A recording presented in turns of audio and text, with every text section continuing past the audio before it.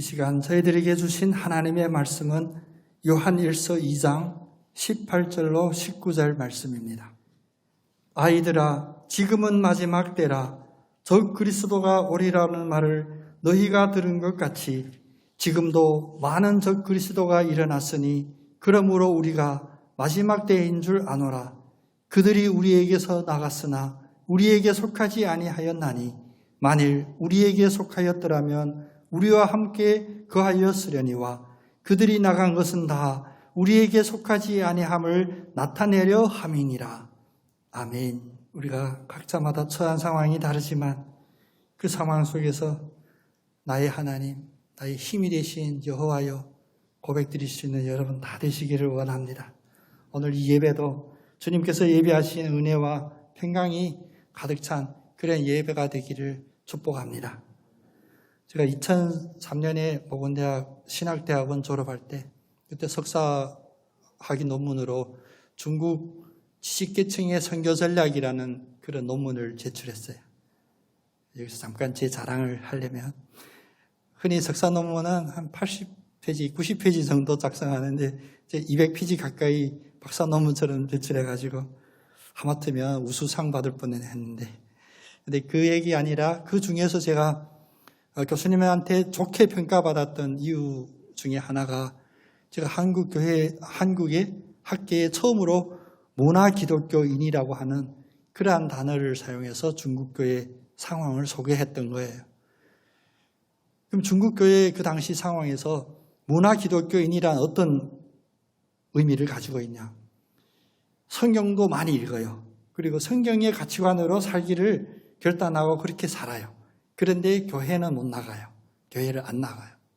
그래서 자기 자신들을 나는 문화기독교인이다 라고 했는데 그 대부분이 어떤 분들이었냐면 대학교 교수들이나 또 미국이나 서구에 유학 가서 예수를 영접했던 그런 이들이었습니다. 근데 그때 상황에서는 이 문화기독교인이라는 이 현상이 매우 고무적인 그런 현상이었어요. 근데 그때는 내가 교회 다닙니다. 예수를 믿습니다. 그러면 공직 생활도 못하고 대학교 교수도 못하는 상황이었거든요. 그들이 겉으로 드러낼 수 없어서 교회 출석도 못하고 있는 상황에서도 나름 믿음을 지키려고 애썼는데 20년이 지나서 사실 10년이 지나니까 그 문화 기독교인들이 중국교회의 새로운 부흥에 매우 변곡점이 되는 그런 역할을 하게 돼요. 우리가 전통적으로 중국교회 하면 가정교회, 예전에는 지하교회라고도 불렀죠. 대부분 농촌에 있는 그런 교회들을 이야기했었어요. 근데 이 문화 기독교인들이 어느 날 교회를 개척하고 예배에 모이고 교회에 모이게 되니까 새로운 믿음의 공동체인 중국 도시교회를 형성해요.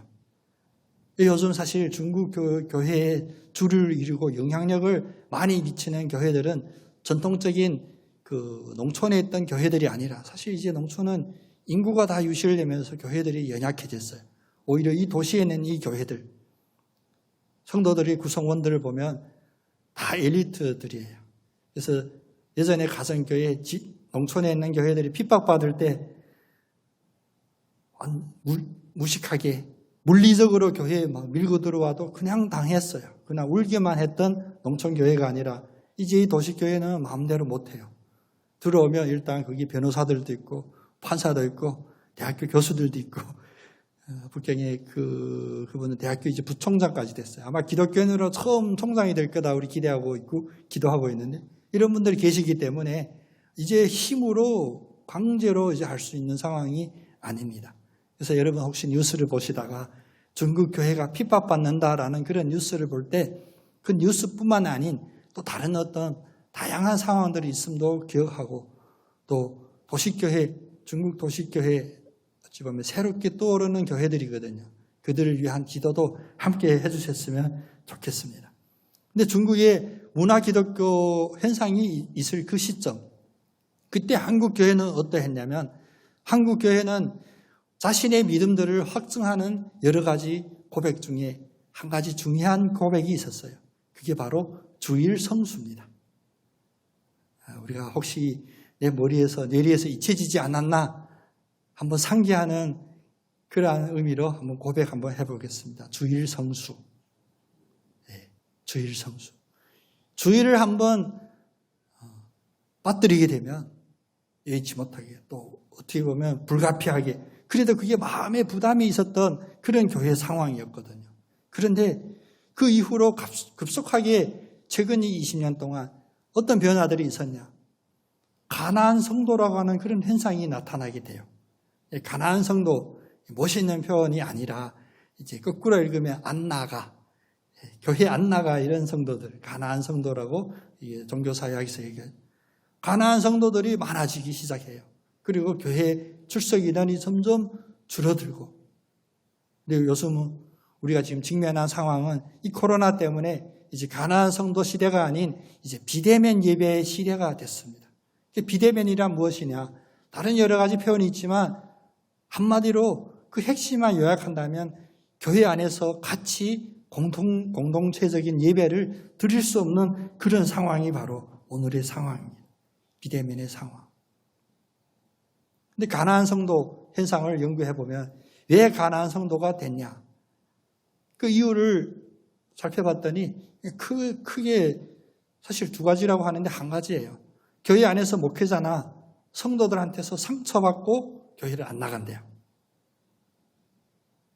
여러분, 어느 한 목회자한테, 어느 한 성도한테 상처받아서 그 교회에 나가기 어렵다면 다른 교회로 임행해도 돼요. 한국에 지금 교회들이 많이 있잖아요. 또 건강한 교회들이 다수이고 교회를 임행하면 돼요. 근데 그 논리가 무슨 논리이냐? 그 교회에서 상처받아서 교회에 나가는 걸 아예 포기했다는 거예요. 교회를 안 나간다는 거예요. 우리가 세상적인 논리로 생각해 봐도 이건 사실 타당한 논리가 아니거든요. 이런 극단적인 예를 들어서 좀 그렇긴 한데, 예를 들면 제가 몸에 어떤 질병 때문에 병 치료를 받아야 되는데 그 병원의 원장님이 영 별로예요. 그렇다고 난 다시 병원에 안 가. 이런 논리 가지는 사람은 없잖아요. 그런데 왜 굳이 교회에 대해서 이야기할 때는 그런 이유가 확실한 증거와 같이 확신 있게 그 때문에 교회를 안 나가는 가나안 성도가 될 수 있냐. 또 요즘 비대면 이 상황이 길어지면서 사실 모든 교회들이 공동적으로 가지고 있는 그런 아픔들, 어려움이 그겁니다. 이제 교회 모이기가 어려워요. 비대면 사실 저희들이 생각해 보면 3개월 가까이 비대면으로 우리도 했잖아요. 다시 이제 그것이 10%이든 20%이든 30%이든 좌석의 비율에 따라서 예배를 다시 회복할 수 있는 상황이 됐음에도 불구하고 다시 교회로 복귀하는 그 성도의 숫자가 현저하게 줄었다는 거예요. 그래서 요즘은 사실 요즘만 있었던 얘기는 아닌데 그런 질문들이 있습니다. 왜 꼭 교회만 가야 되냐? 나 예수만 잘 믿고 예수 믿고 구원받으면 되지 굳이 교회에 꼭 가야 되냐? 교회 출석하는 것이 무엇이 중요하냐? 얼핏 들으면 타당한 듯 보이는 이런 것들 사실 교회 역사에 많이 출현이 되어 있었어요. 예를 들면 교회사에 어떤 현상이 있었냐면 무교회주의를 주장하는 무리들도 있었어요. 무교회주의. 교회의 형태, 형식, 교회에서 하는 모든 것들이 다 싫은 거야.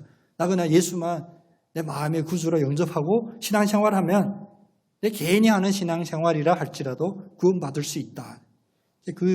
우리 가까이에는 예를 들면 대표적인 인물이 일본의 우찌무라 간조 같은 인물들이 무교회주의자예요. 저도 설교 중에 우찌무라 간조 이야기를 가급적이면 안 하려고 했는데 했는지도 몰라. 근데 많은 분들이 인용하잖아요. 사실 근데 그 배경 잘 알아야 돼요.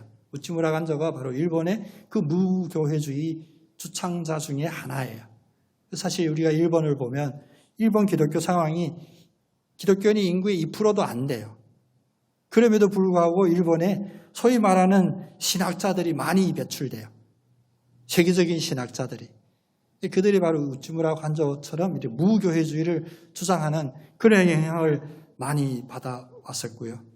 사실 우리 감리교 선배 중에도 함석헌 목사님 같은 경우도 사실은 무교회주의를 주장했던 그런 분들입니다.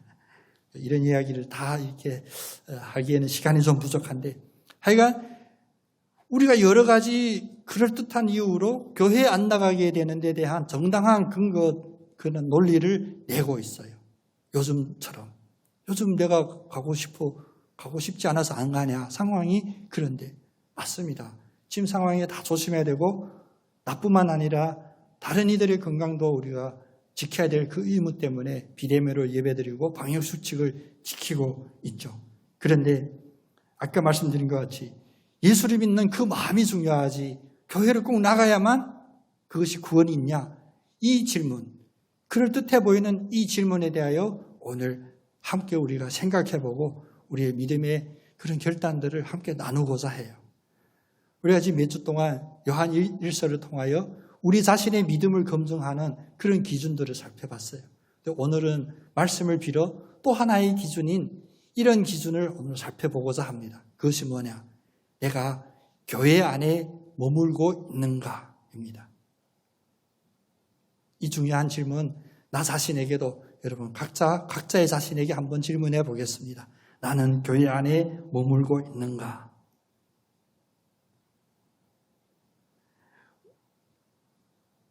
교회나 또 어떤 목회자나 성도가 나에게 상처를 줘서 교회를 안 나간다. 이런 논리는 그냥 나 지옥으로 갈래, 구원 안 받을래 하고 똑같은 논리라고도 볼 수가 있는 거예요. 왜냐? 우리가 근본적인 어떠한 논리의 생각에 그 결과물을 먼저 생각해야 되는데 그 과정에서 격가지로 우리들이 하고 있습니다. 요즘 뉴스를 봐도 어떠한 일에 대한 변명을 하는데 요즘 인간의 그 두뇌가 소위 말하는 학문적인 기술이 엄청나요. 얼핏 들으면 그 논지를 흐리게 하는 다양한 교묘한 논리들로 변명하고 하거든요. 그런데 그 과정이, 그 수법이 얼마나 교묘하든지 결과만 따지면 돼요. 교회 밖에 구원이 있는지 없는지에 대한 그 질문에 대한 답을 우리가 생각할 때 교회로 나가지 않는다는 것 얼마나 위험한 일인지를 모릅니다. 그럼에도 불구하고 이처럼 교묘한 논리들이 우리 이 세상에 심지어는 나의 생각 속에 파고 들어오는 것은 바로 오늘 18절 말씀처럼 적 그리스도의 활동의 특징이 바로 이렇습니다. 적 그리스도, 예수님을 그리스도를 대적한다 그런 뜻이죠. 안티 그리스도니까. 그런데 적 그리스도가 하는 그 행동들의 전략의 특징을 보면 우리가 상상하듯이 막 대거로 힘으로 흉악하게 우리에게 대적하고 덤벼드는 그런 것이 아닙니다. 늘 교묘하고 달콤하고 그럴듯한 그런 것으로 우리에게 다가옵니다. 그 결과는 적 그리스도는 그리스도의 그 자리를 빼앗고 그 자리를 자기들이 차지하려고 하고 성경에서 이야기하는 거짓 교사, 거짓 선지자 이런 것들도 마찬가지입니다. 어떤 믿음의 형식을 띠고 있지만 그 결과가 혹시 우리가 교회를 멀리하고 우리의 믿음이 더 연약하게 되고 또 우리가 그럴 수도 있지, 그럴 수 있는 거 우리가 받아들여야지, 용납해야 되지. 얼핏 보면 너그러운 듯한 이러한 마음으로 우리를 흔들게 된다면 그것은 바로 미혹하는 자들이요, 그것이 바로 거짓 선지자이요, 그것이 바로 적 그리스도의 이야기입니다. 사실 요한일서가 적혀졌던 그 시대, 오늘과 비교하면 상상할 수 없는 더 심각한 어려운 상황이었어요. 예수 그리스도를 믿는다는 그 이유 때문에 단두대에 목이 잘려야 되고 십자가에 못 박혀야 되는 그런 상황입니다. 물리적인 그런 핍박이 가까이 있었던 그 시대입니다. 그런 시대임에도 불구하고 적 그리스도에 대하여 이야기하는 이 말씀의 그 참 진리를 우리가 늘 기억해야 됩니다. 그 당시도 예배 드릴 수 없으니 그들이 어떻게 했습니까? 타협하고 한 것이 아니라 지하로 들어갔어요. 카타콤이라고 하는 땅굴 속에 들어갔는데 그 안에 성을 지을 만큼 그 속에서 예배드립니다. 물론 기성교회처럼 오르간으로 반주하고 성가대가 찬송 부르고 예배전 찬양이 있고 특성이 있고 이런 절차들이 없었어요. 그럼에도 불구하고 그들이 드렸던 예배는 믿음을 지켰던 예배이고 교회 안에 거하는 믿음의 형태이고 하나님께서 받아주시는 그런 믿음의 열매들이었습니다. 참된 그리스도인은 늘 자기가 처하는 그 자리가 믿음의 자리인지를 살펴보아야 합니다. 그리고 검증해야 됩니다. 우리가 흔히 교회를 믿음의 방주라고 부르죠. 노아 시대 홍수로서 이 세상의 모든 불의함을 심판하실 때 오로지 방주에 탔던 사람만 구원을 받았어요. 다시 말하면 교회가 그 구원의 방주입니다. 그래서 우리가 오늘 매우 중요한 믿음의 이 고백을 한번 우리 마음판에 새겼으면 좋겠습니다. 같이 한번 고백해 보겠습니다. 교회 밖에는 구원이 없습니다. 요즘 이게 유튜브로 다 촬영이 돼서 누가 나한테 엄청난 신학적인 시비 걸 수도 있어요. 교회 밖에는 구원이 없다. 여기에 대해서 교회사에서는 수백 년 동안 논쟁하고 지금도 논쟁하고 있습니다. 근데 그런 논쟁과 제가 혼돈, 그런 것이 이야기하려고 이야기하는 것이 아니라 우리가 근본적으로 믿음의 고백을 드려야 되는 중에 바로 교회 밖에는 구원이 없다는 이 믿음의 고백은 필수적입니다. 역사적으로 보면 가톨릭 교회에서 우리 개신교가 종교개혁하여 나왔을 때 그 시점에 가톨릭 교회는 어떻게 주장했냐? 가톨릭 교회 외에는 구원이 없다라는 그런 명제가 있었어요. 그래서 오늘 저희들이 함께 고백한 교회 밖에 구원이 없다와 혼돈하면 안 됩니다. 그런 맥락의 이야기들이 아니에요. 사실 교회 안에만 구원이 있다라고 가톨릭 교회가 주장했을 때 그 정점을 찍었던 그 자리가 바로 소위 말하는 하나님께 영광을, 그리고 인간이 그 영광을 은근슬쩍 훔쳤던 그 상황입니다. 저에게도 언제 그런 기회가 있을지는 모르겠지만 기회가 된다면 진짜 로마에 가서 그 베드로 성당 한번 보고 싶어요. 거기서 휘황찬란해서 뭐 예술적으로, 문화적으로, 건축사적으로 보고 싶은 것이 아니라 바로 그 베드로 성당 때문에 가톨릭 교회 외에는 구원이 없다고 외쳤던 그 믿음의 공동체가, 원래 믿음의 공동체가 무너지게 되는 그 결과를 나타나게 됐던 거거든요. 믿음에 대한 어떤 해석권을 독점하고 예배에 대한 지배권을 자기들이 독점하고 성도들을 미혹시키고 자기들이 사리사욕을 찾았던 그런 가톨릭 교회가 아니라 우리가 고백드리는 교회 밖에는 구원이 없습니다 하는 그 교회는 어떤 교회인가? 교회에 대해서 정의를 내린다면 교회는 바로 하나님의 부르심을 받아 예수를 그리스도로 믿는 성도들이 함께 모인 공동체입니다. 그래서 우리가 쉽게 표현하죠.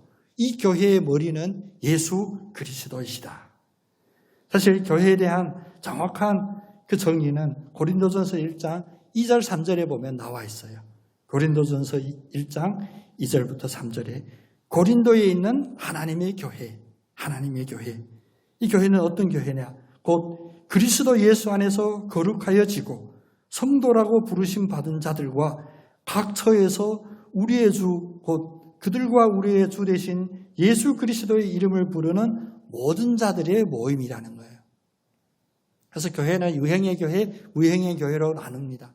우리가 지금 이 물리적으로는, 시공간적으로는 반석교회라고 하는 이 장소에서 예배를 드리지만 저 멀리 아프리카 선교지에 있고 또 저 북한의 땅굴 속에서 골방에서 소리도 안 내고 드리는 그 자리에서도 오늘 말씀처럼 예수 그리스도 안에 있다고 확신하고 믿음 안에 거하고 또 각처에서 예수 그리스도의 이름을 부르는 그들은 모두 이 교회를 이루는 거예요. 이 교회의 머리는 바로 예수 그리스도이십니다. 그래서 예수님이 우리 교회의 머리가 된다면 이 자리에 계신 여러분과 저는 바로 이 예수 그리스도가 머리가 되신 교회의 각 지체가 되는 거예요. 각 지체. 지체들마다 역할이 다르죠. 역할이 달라요.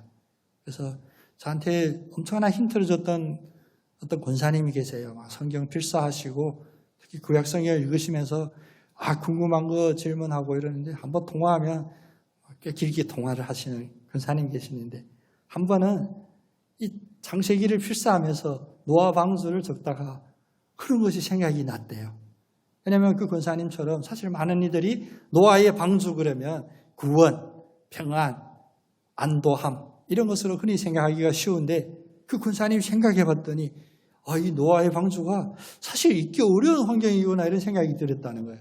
왜냐하면 각가지 짐승으로 함께 있고 또 그것이 지금 홍수 큰 물 위에 떠다니는 시간이나 밀폐되어 있다 보니까 청소도 안 되고 환기도 안 되고 그런 상황이 얼마나 힘들었을까 그런 얘기를 하는 거예요.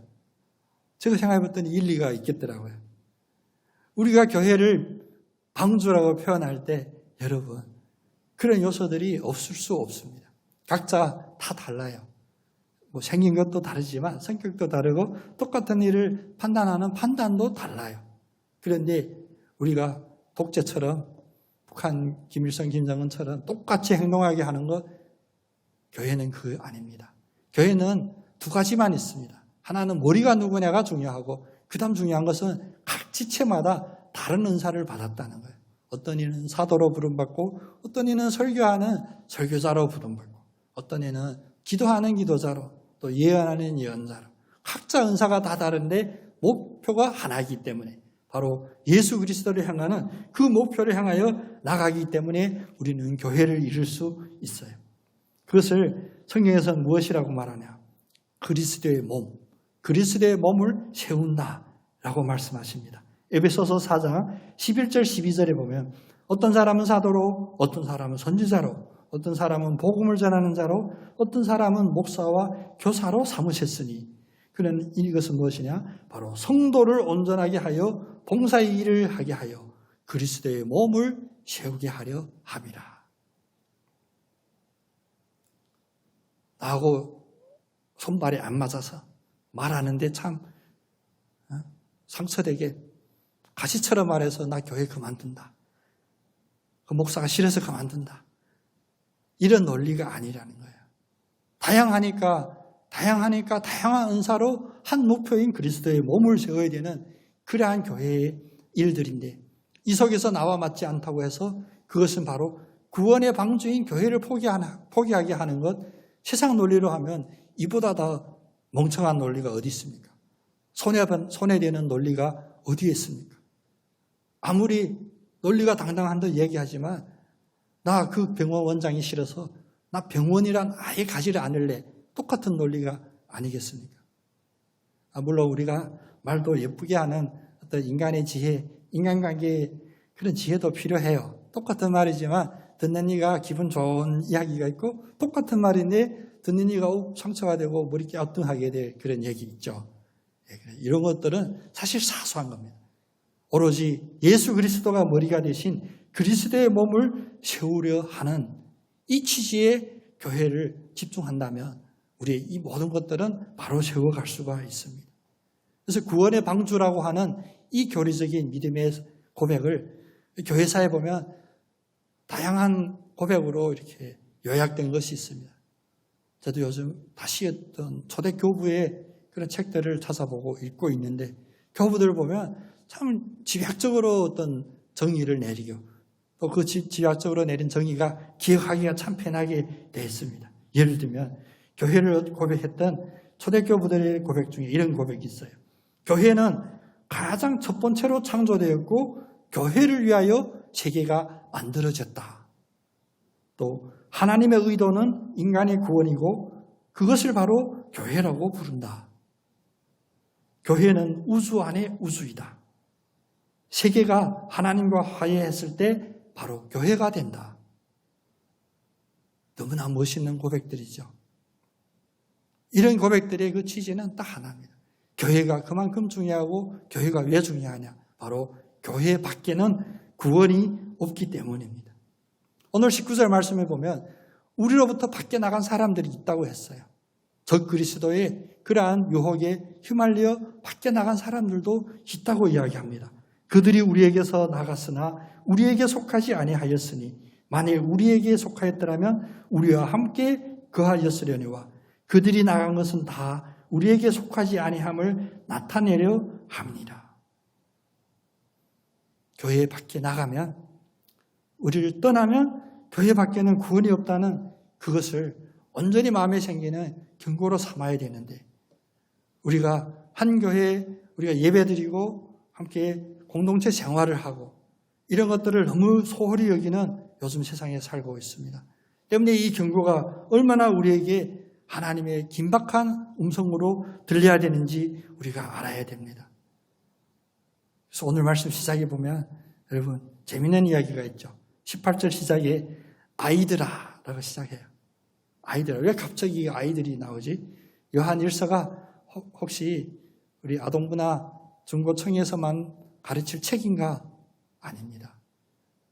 오늘 아이들아 하고 그 다음에 주시는 그 경고의 말씀이 무엇입니까? 이것이 바로 마지막 때다. 우리에게 주는 여러 가지 경고 중에 마지막 때라고 하는 경고만큼 엄중하고 긴박한 경고가 없습니다. 그런데 왜 앞에 아이들아 라고 했을까?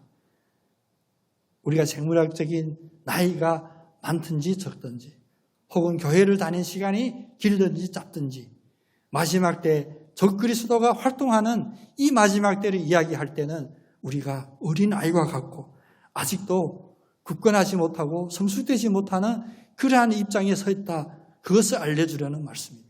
이 경고 앞에서는 우리는 모두 아이들과 같이 그 앞에 서야 됩니다. 경고의 말씀이 무엇이냐? 바로 마지막 때이니 이러한 죄에 빠지지 않도록 믿음을 잃지 않도록 주의하라 그것입니다. 교회와 성도들에게 마지막 때, 마지막 경고처럼 긴박하게 말씀하는 경고입니다. 우리는 오랜 시간 동안 지나왔습니다. 왜 가끔 하는 이야기들이 세상에서 가장 너그럽게 생각되는 일들이 뭡니까? 그럴 수도 있지. 그럴 수도 있지. 세상에 그럴 수도 있는 일들이 참 많이 있습니다. 또 그럴 수도 있지 하면 또 평화롭게 서로 충돌되지 않고 해결될 수 있는 일들이 많이 있습니다. 그러나 오늘 아이들아 이것이 마지막 때라 교회 밖에 나가고 교회를 떠나고 교회 안에 머물지 않는 이 일에 있어서는 그럴 수도 있지가 아닙니다. 교회를 떠나 교회 밖에 있으면 그것이 바로 마지막 그때에 임하게 되는 것입니다. 마지막 때에 일어나는 일 우리가 상상하듯이 쓰나미가 오고 지진이 나고 심지어 요즘 코로나로 비교하는 분도 계시지만 이런 물리적인 어떤 자연현상적인 일로 우리가 바라봐서는 안 돼요. 사실 우리에게 가장 위험한 마지막 때의 그 징조는 무엇이냐? 우리의 믿음이 연약해지고 믿음이 흔들려지고 특별히 예수 그리스도가 머리가 된 교회를 떠나게 하는 것 그것이 바로 우리에게 임한 마지막 때입니다. 적 그리스도가 우리에게 이르겠다 함. 이 경고의 말씀은 결코 갑자기 우리들에게 주어진 일이 아닙니다. 코로나19라는 이 상황 때문에 우리들에게 이 상황에 맞게 주어진 그런 경고의 말씀이 아니에요. 오늘 18절 말씀 계속 보면 적 그리스도가 이르겠다 함은 너희가 들은 바와 같이 이미 경고하신 겁니다. 예수님은 십자가에서부터 바로 이 경고를 계속하셨어요. 우리를 늘 각성시키기를 원하셨던 주님의 메시지입니다. 그러나 우리는 어떻게 했습니까? 이 경고의 예언의 말씀을 무겁게 받아들인 것이 아니라 육신의 정욕, 안목의 정욕, 이생의 자랑에 빠져 있어서 오히려 이러한 무서운 이야기들은 우리가 기피하고 피하고 괜찮을 거야. 오늘도 괜찮았잖아. 앞으로도 괜찮을 거야. 그렇게 살아왔던 거예요. 우리를 깨닫게 하는 많은 영적인 사건들을 보면서 우리는 정신 차려야 됩니다. 그 중에 하나가 바로 교회 안에 머무는 것입니다. 주님은 자신의 몸된 이 교회를 통하여 지금 2000년 교회의 역사 속에 우리들에게 늘 은혜를 베풀어 왔습니다. 그런데 이 은혜가 우리가 생각하는 형통함, 축복, 건강, 출세 이런 것들만 이루어진 게 아니에요. 우리가 기독교 역사 2000년을 바라보면 사실 순교의 역사다라고 표현할 수가 있습니다. 우리가 코로나19 때문에 다 힘들고 어렵다. 맞습니다. 힘들고 어려워요. 지금 이 상황에서 우리들에게는 큰 무거움이 되고 압박감이 옵니다. 그러나 기독교 역사 2000년을 바라보면 이보다 더 어려운 상황들이 계속 연속이 되었고 그런데 그 연속 속에 포기하고 버리고 배신하고 그런 것이 아니라 오히려 그 속에서도 순교자의 각오로 믿음을 지키고 교회를 세우고 교회 안에 머물고자 처절하게 애써왔던 우리의 믿음의 선배들의 역사가 바로 교회의 역사입니다. 하나님이 우리들에게 어떠한 상황이든지 우리들에게 원했던 하나님의 원하심이 있었습니다. 바로 요한복음 4장 23절 24절에 아버지께 참되게 예배하는 자들을 하나님은 기다리시고 부르십니다. 상황을 이야기하는 것이 아닙니다. 어떤 상황에서 어떻게 예배드려라. 예배의 지침서가 아니에요. 바로 그 태도와 그 마음의 결단과 목표를 말씀해 주십니다. 참되게 예배하는 자들을 기다리신다. 영과 진리로 예배할 때가 오나니 곧 이때라. 우리가 영과 진리로 예배할 때가 바로 이때임을 깨달으시고 이때를 소중히 여기시고 이때의 믿음의 반석 위에 온전히 우리를 세우시기를 간절히 원합니다. 이때입니다. 이때입니다. 내일도 아니고 어제도 아니었어요. 내가 지금 바로 내 마음속에 교회를 멀리하는 합리적인 이야기들이 점점 다듬어지는 이 순간, 물론 이 자리에 참석하지 못하고 각자의 서서에서 예배드리고 기도하고 말씀 있는 이들이 있어요. 또 요즘 유튜브로 이게 설교도 받기로 나가는데 유튜브 인터넷 예배드리는 이들도 많이 있습니다. 제가 그들이 있는 그 자리, 그 물리적인 시공간을 지금 이야기하는 것이 아니에요. 그 자리는 우리의 영원한 예배 자리가 아니거든요. 그런데 이게 갈수록 편해지고 갈수록 이 자리에 있는 나에게 합리적인 이유들이 생겨나게 된다면 바로 그러한 우리의 생각에 미혹하는 생각이 주는 경고의 메시지입니다. 바로 이때인데 영과 진리로 예배하되 그 영과 진리가 바로 하나님이 계신 하나님이 그리스도가 머리가 되신 그 교회 안에서 이루어지기를 원한다. 그것입니다. 여호수아서 보면 여호수아는 복받은 이였어요. 하나님이 약속한 그 가나안 땅에 직접 들어가서 또 하나님이 자기와 동행함을 임재함을 느끼면서 세상적으로 보면 하고 싶은 일을 다 할 수 있고 또 이뤄내지 못할 일이 없는 그러한 자리에 서 있었어요. 그러나 여호수아가 그 자리에서 가지고 있었던 소원이 있었다면 그것이 무엇이었냐? 여호수아서 24장 15절에 보면 오직 나와 내 집은 여호와를 섬기겠노라. 이 고백이 우리의 고백이 되기를 원합니다. 풍요롭고 넉넉한 환경에서도 이 고백이 우리의 고백이 되기를 원하고 내가 육신이 연약하고 내가 침상에 누워 있어도 이 고백이 나의 고백이 되고 비대면 때문에 인터넷으로 예배를 드릴지라도 그 자리에서 바로 이 고백이 나의 고백이 되기를 원합니다. 성도로 구원받은 자로서 여호수아와 같은 이러한 결단을 가지시고 우리는 결코 믿음의 길을 홀로 나만 잘났다 외롭게 가는 길이 아닙니다. 바로 예수님께서 우리의 연약함을 아시고 그리스도가 머리가 되신 교회를 우리들에게 허락해 주셔서 이 안에서 각자를 위하여 중보기도하고 아플 때 중보기도하고 기쁠 때 같이 기뻐하고 연약한 자 한 번이라도 더 챙기면서 같이 나갈 수 있도록 교회 안에서 믿음이 굳건해질 수 있도록 우리들에게 교회를 허락해 주셨습니다. 항상 교회 안에 머무는 우리가 되기를 원합니다. 언제나 어떠한 상처 때문에 나 교회 안 나간다. 이러한 계산적으로도 맞지 않고 손해적인 일은 또 논리적으로도 맞지 않고 더 중요하게는 우리의 영혼의 구원에 직결적인 결론이 날 수 있는 이러한 일을 쉽게 우리 입으로 내뱉거나 우리의 행동으로 옮기지 않는 우리 모두가 되기를 원합니다. 구원의 방주 교회 안에 머물러 있어야 됩니다. 그들이 우리에게서 나갔으나 우리에게 속하지 아니하였느니라. 그들이 나간 것은 다 우리에게 속하지 아니함을 나타내려 함이니라.